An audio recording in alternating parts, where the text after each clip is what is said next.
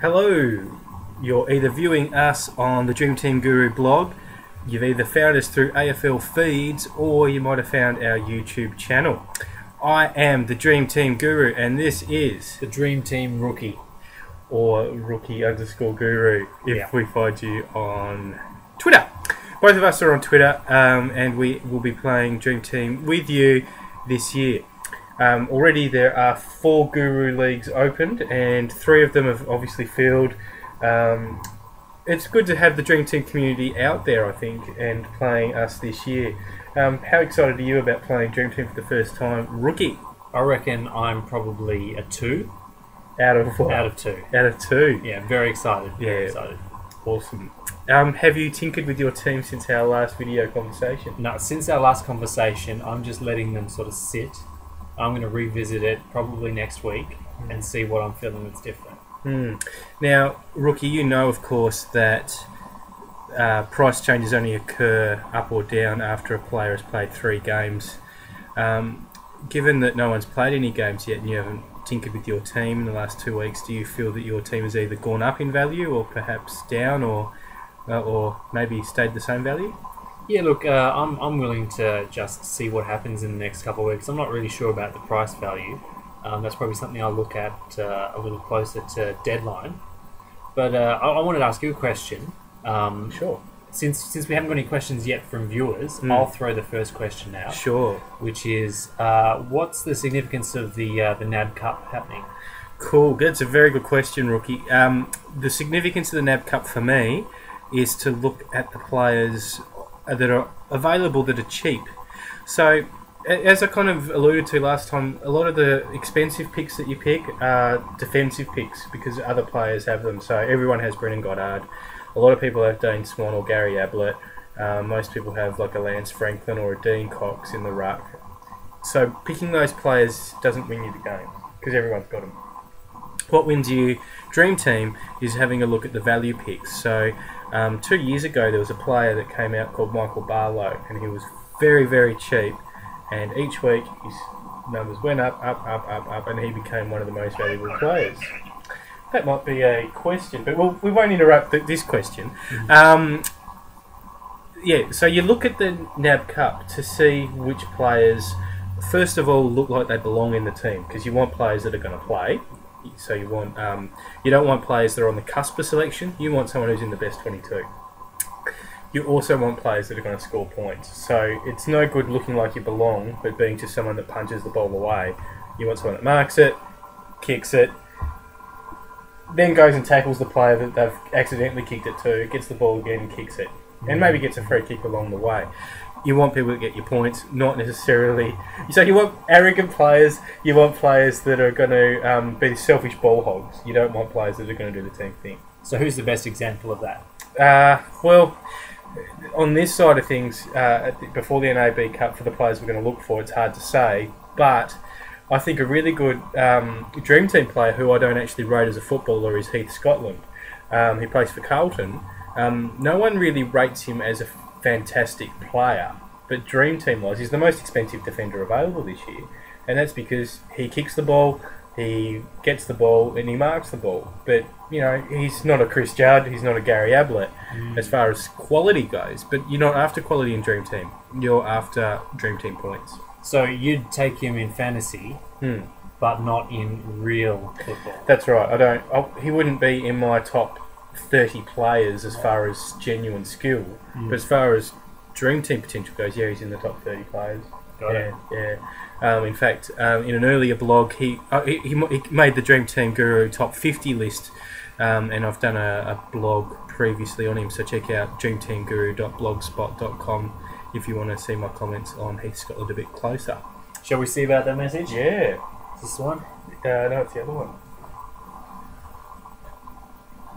Intriguing, eh?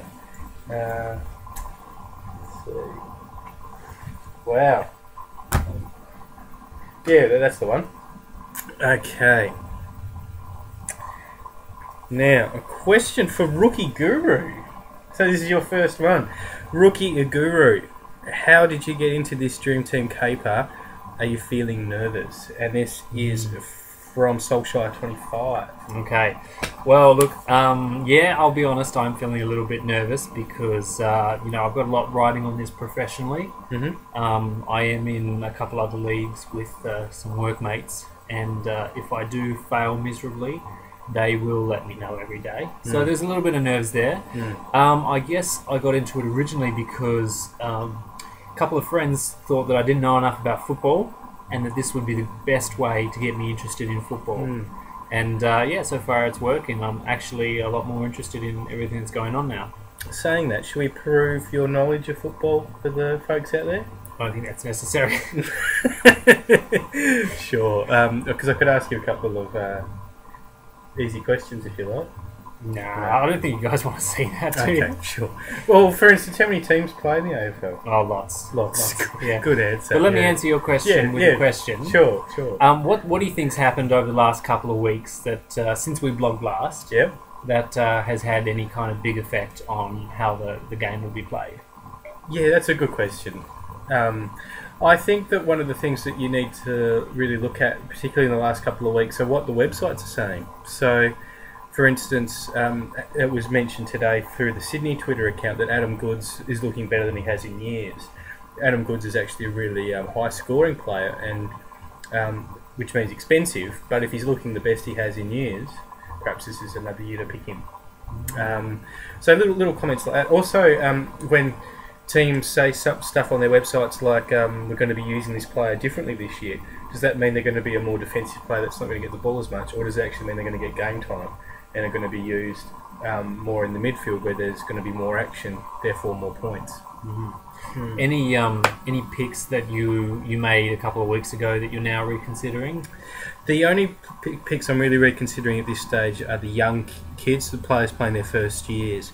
That's why the NAB Cup's good to look at, because you get to see, as I mentioned before, how they're going to be played. Are they going to be ruthless players, or are they going to be players that are used defensively to stop other players? You don't want those ones. You want the ones that are going to go out there and get the ball. That's why it's very important to get on, if you haven't got access to Fox Sports, you need to get on the GWS website and see how the team in its first year use its first year players, because they're going to be the ways to actually they're going to be the kids that play the most, because they don't have a strong list. So they're going to have to play first year players. We want the players that are going to score well, the ones that are going to kick it the most, the ones that are going to get game time the most, and of course the ones that are going to be played from week to week. You don't want someone who's on the cusp of selection at the GWS, you want someone who's going to play week to week. Saying that, for players like Rookie that haven't played before, you also don't want to pick young players from teams that are currently in a successful patch. So, for instance, if you're an 18-year-old and you've been drafted to Hawthorn or Collingwood or Geelong, there's probably not much chance that you're going to be in the best 22 this year, because their best 22 is already good enough. So they're not going to give kids the time that teams like the Gold Coast, GWS, Port Adelaide, I think Adelaide will use kids a lot, and I think St Kilda might this year as well, given that I perceive they're on the downward fall, but they've got a new coach, who knows what they're going to do. But Brisbane's another good team to pick kids as well, maybe Richmond, maybe Melbourne. But yeah, I wouldn't pick first year players from the teams that are in the top half of the 8 that are looking at actually getting a premiership this year. Okay, great. And any final tips that we should share with the viewers out there? What can you tell me as a rookie that we haven't already covered that I should be thinking about at this stage in preparation? Yeah, at this stage of preparation, what I would say is you've probably decided on your premium picks. What you really want to do is check out various websites between now and the start of the actual competition to see how these kids have gone during the NAB Cup. So the more information you can get from like Dreamteam Talk or some of the other websites that are out there, or Fan Footy, for instance, they're probably the big two that I would recommend.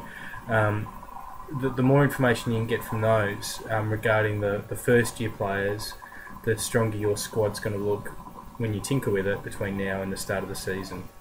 I would also suggest that you don't tinker with your premiums unless any of them go down with injury. So again, keep an eye on the websites, because you'll know if Or, for instance, overnight, the West Coast forward Mark McGrath went down with what could possibly be a season-ending injury.